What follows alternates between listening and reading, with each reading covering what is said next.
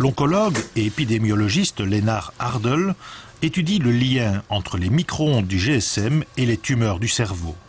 Pour lui, les enfants sont plus à risque de développer des tumeurs que les adultes.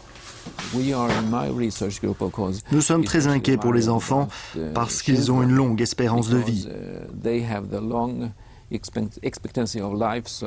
S'il y a une atteinte quelconque, ils courent plus de risques d'avoir une tumeur. L'autre facteur, c'est que leur cerveau en développement est plus sensible aux micro-ondes que le cerveau des adultes qui est déjà développé.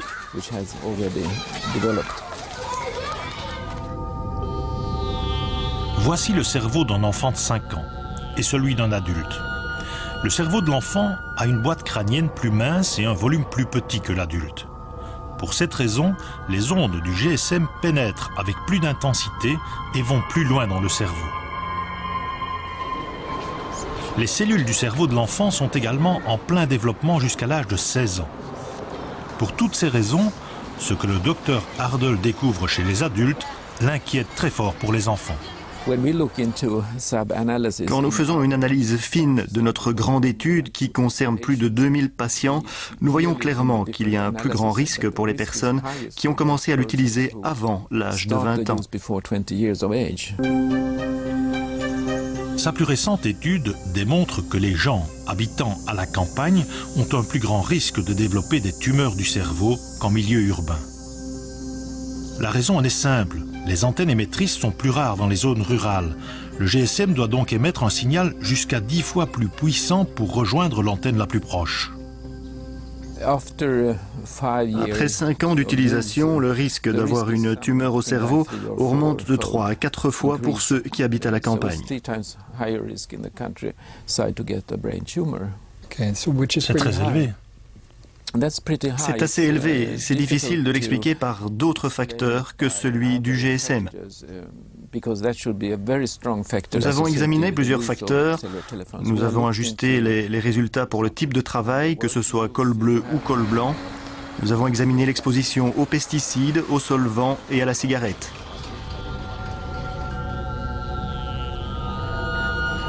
On pourrait croire que c'est un problème de pesticides en milieu rural, mais nos résultats ne démontrent pas que c'est un facteur de risque.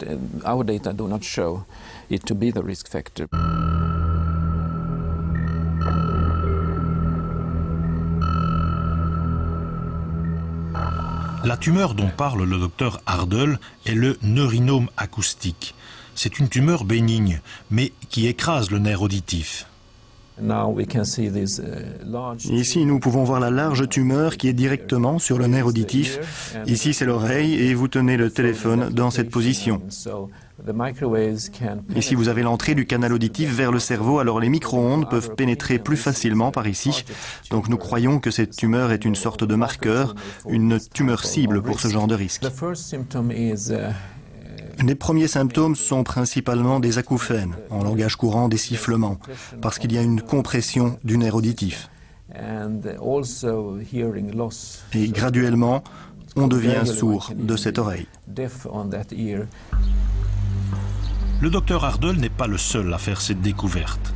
C'est la 4e étude récente qui démontre un lien entre le neurinome acoustique et le GSM. Il a également démontré dans la même étude un risque de développer une tumeur maligne, le gliome. Le gliome malin est l'un des plus invasifs. La survie après le diagnostic n'est que de 6 mois à 1 an. C'est une très mauvaise tumeur.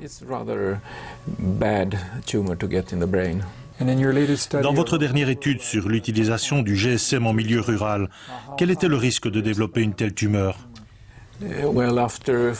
Après 5 années d'utilisation, il y a 4 fois plus de risques de développer cette tumeur. Tous ces résultats chez les adultes apparaissent à la suite d'une exposition prolongée aux micro-ondes. Chez les enfants, il est encore trop tôt pour en mesurer l'impact. Une chose est certaine, ils s'exposeront toute leur vie à ces ondes.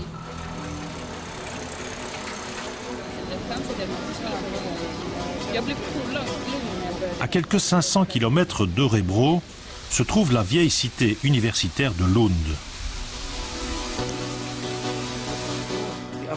Le docteur Leif Selfort est responsable du département de neurochirurgie de l'hôpital universitaire.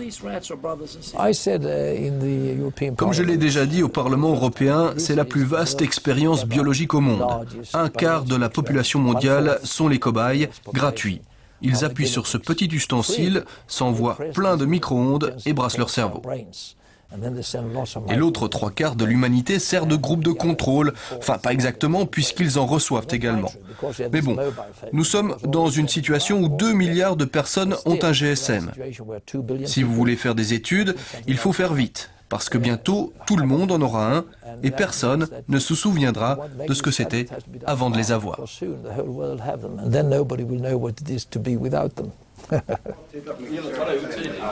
Avec 5 de ses acolytes, des biophysiciens et des ingénieurs, il se penche sur la question du vieillissement prématuré du cerveau causé par les micro-ondes. Ils ont exposé des rats à des ondes dont la puissance est équivalente ou plus faible que celle du GSM. Ils ont découvert que ces micro-ondes affectent la barrière qui empêche le sang de pénétrer dans le cerveau. Sous l'effet des micro-ondes, la barrière hémato-encéphalique laisserait franchir une protéine indésirable contenue dans le sang, l'albumine. L'albumine devient alors un fardeau pour les cellules qui doivent l'éliminer. Ici, nous avons le cerveau d'un rat qui a été exposé aux micro-ondes. Et vous voyez ici qu'il y a des fuites autour des vaisseaux sanguins du cerveau. Tous ces vaisseaux laissent pénétrer l'albumine dans les tissus avoisinants. Ce n'est pas le cas dans tous les animaux. La moitié des animaux exposés ont développé ces fuites.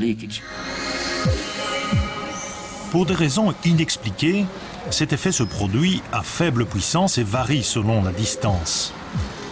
Par exemple, cette barrière dans le cerveau s'ouvre au maximum lorsqu'on est à 2 mètres du téléphone, ou bien lorsqu'on est environ à 200 mètres d'une antenne émettrice. Même ceux qui n'ont pas de GSM risquent d'être affectés. Ce sont des effets subtils, des effets que l'on appelle non thermiques, puisqu'ils se produisent à des niveaux d'énergie qui ne réchauffent pas les tissus du cerveau. De quel risque parlez-vous? Est-ce qu'il y a des pathologies qui y sont reliées? C'est bien sûr une question difficile. Qu'est-ce qui peut arriver? Je dirais que les maladies dégénératives du cerveau sont à prévoir si vous surmenez vos neurones ou vous les détruisez. Mais il peut aussi y avoir des maladies auto-immunes quand des substances indésirables traversent la barrière hémato-encéphalique. Ça, je ne sais pas, ce sont des hypothèses. Son étude démontre aussi que l'exposition aux micro-ondes a un effet direct sur les neurones. Ils forment ces taches que l'on nomme des neurones sombres, souvent associées à la maladie d'Alzheimer.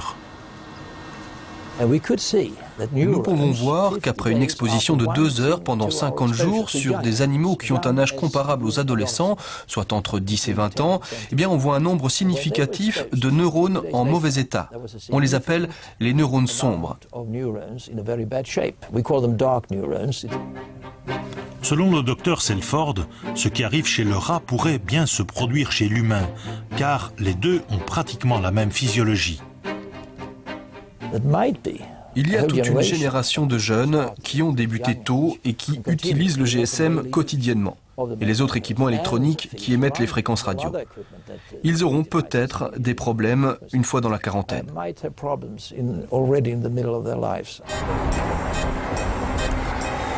Stockholm, la capitale de la Suède.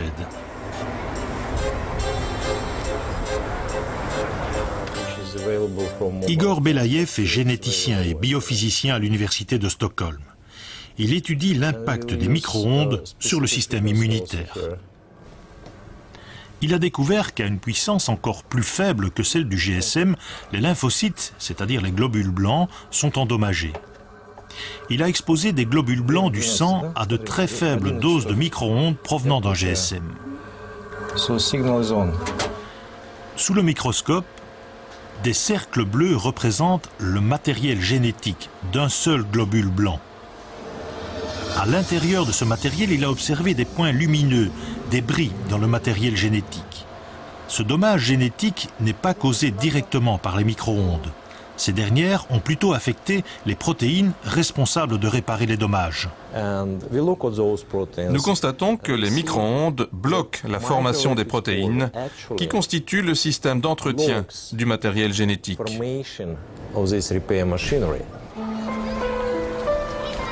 Le système immunitaire des jeunes est en développement jusqu'à l'âge de 16 ans. Des dommages génétiques qui affaiblissent le système immunitaire rendraient les jeunes plus vulnérables aux maladies.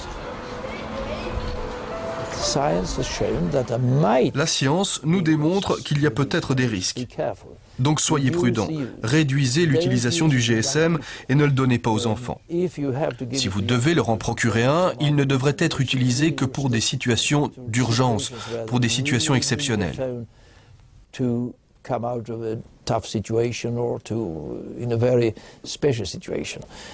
dis à tout le monde en Suède d'utiliser le téléphone avec fil, pas le sans fil domestique, le téléphone standard avec fil. Et si vous devez absolument utiliser un GSM, faites-le pour une courte période.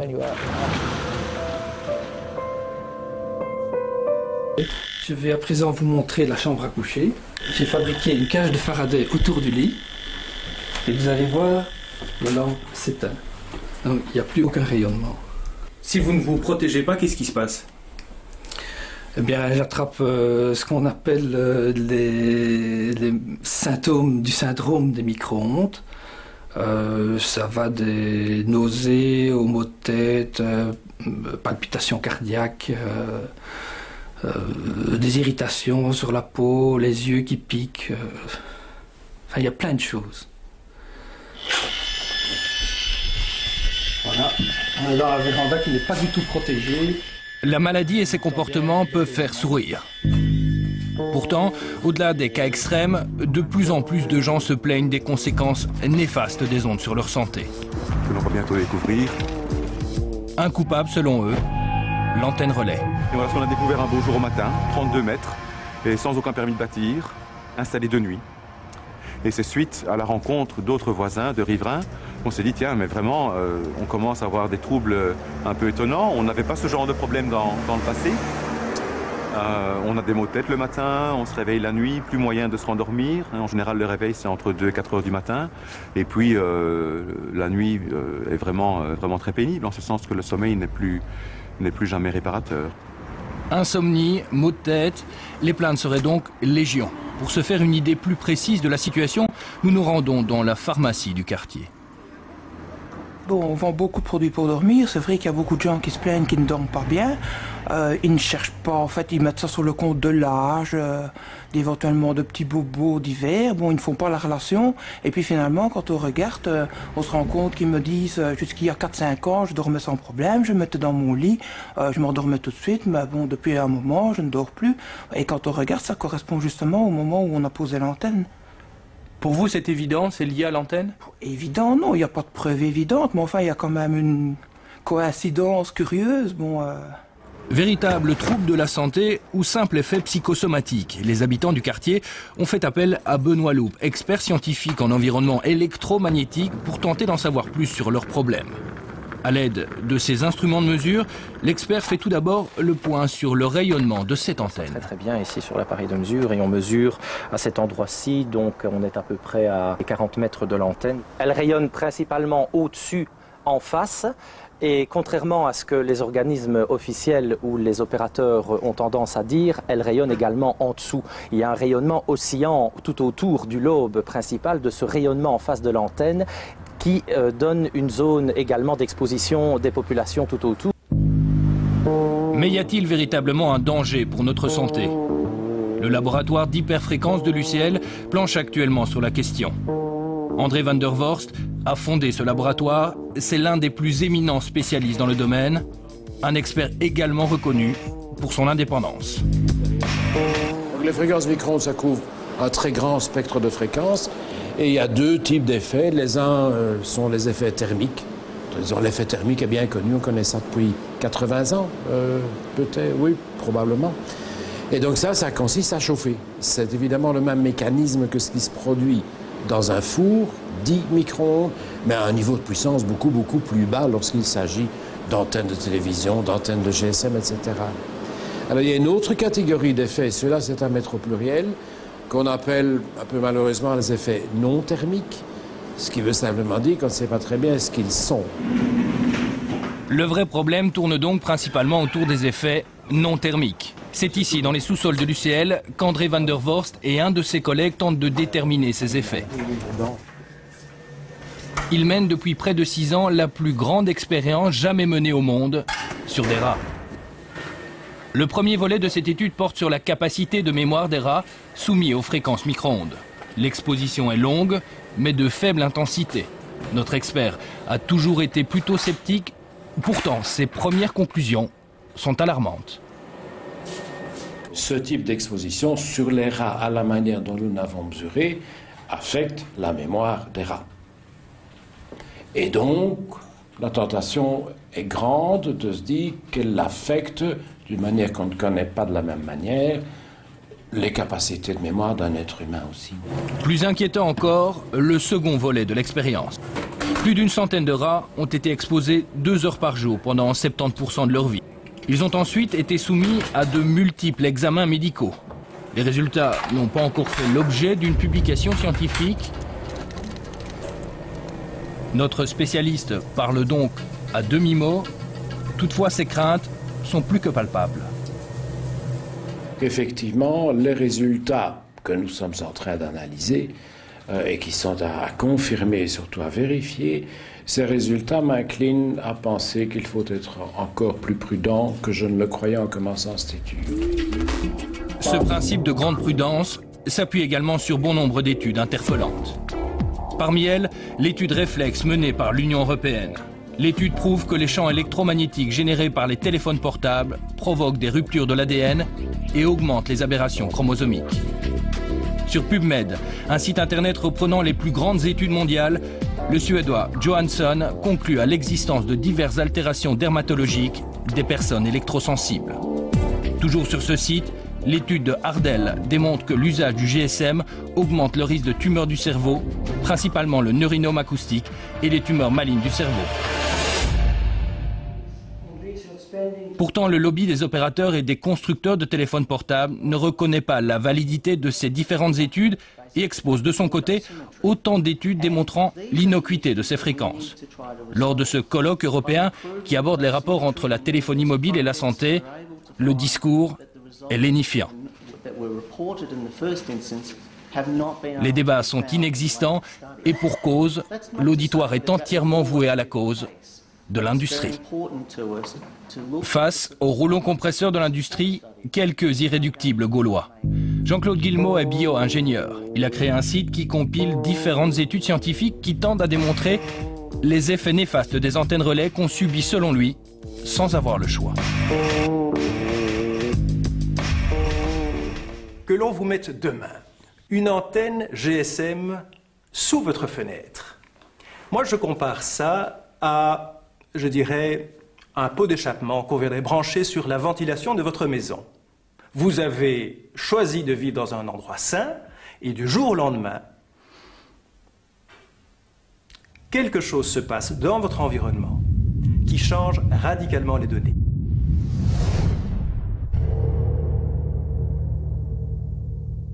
Le message des autorités belges est sans équivoque et se veut très rassurant. Toutes les études reconnues réalisées selon les règles de l'art confirment que le champ électromagnétique émis par un téléphone mobile n'entraîne aucun danger pour la santé. La crainte que le fait d'habiter ou de travailler à proximité d'une station de base GSM entraîne des dangers pour la santé n'est pas scientifiquement fondée.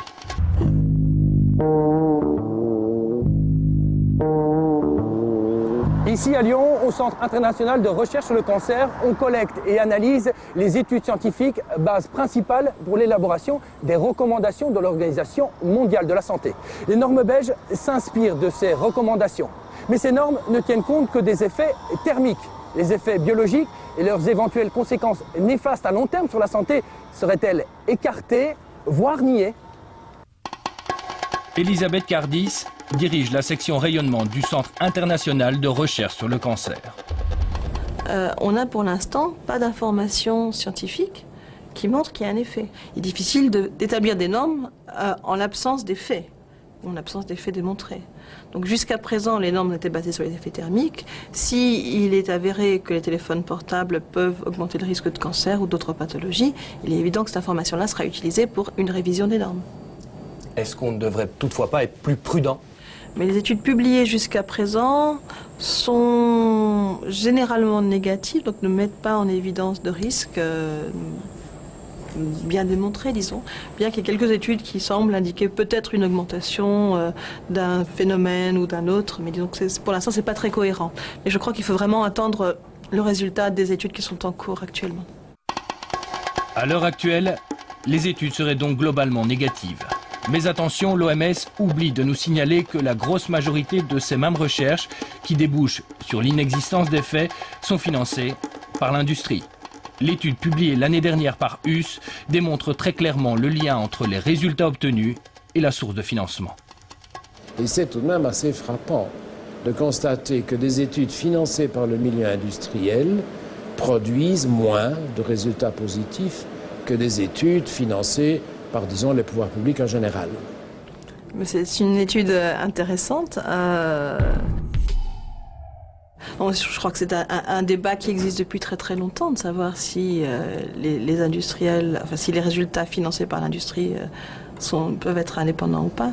Nous, c'est vrai que quand on a démarré l'étude Interphone, on a eu un financement de l'industrie, mais on a passé 1 an et demi ou 2 ans à monter un pare-feu avant de recevoir quelques financements que ce soit, pour être sûr de garantir l'indépendance de l'étude. Cette fois, le cirque nous promet une étude indépendante. Mais il faut attendre et attendre encore. Ah, vous voyez comme elle est. Elle est juste en face de ma maison, hein. La face de l'antenne, là. Pendant ce temps, certains continuent de souffrir, comme Ernest Martin, qui habite à Saint-Marc, près de Namur.